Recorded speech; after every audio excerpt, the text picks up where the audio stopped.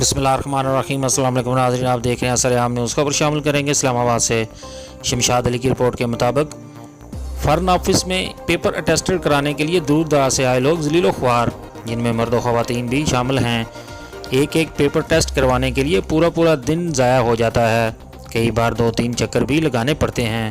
Public کھجل خوار ہو رہی ہے، لیکن کوئی شکایت سننے کو تیار نہیں۔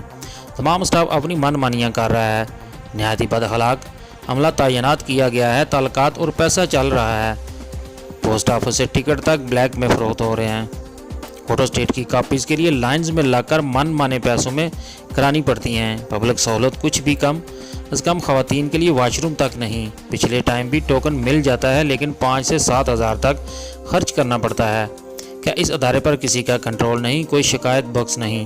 تمام اسٹاف لوگوں کو پریشان کرتے ہیں اور الجھاتے رہتے ہیں۔ کئی سادہ لوگ 3-3 4-4 چکر لگا کر بھی کام نہیں کرا سکتے۔ پبلک مطالبہ کرتی ہے کہ وفاقی وزیر داخلہ، وفاقی وزیر خارجہ اس سے راشی اور بدعنوان سٹاف کو فی الفور تبدیل کیا جائے اور عوام کی سہولیات کا خیال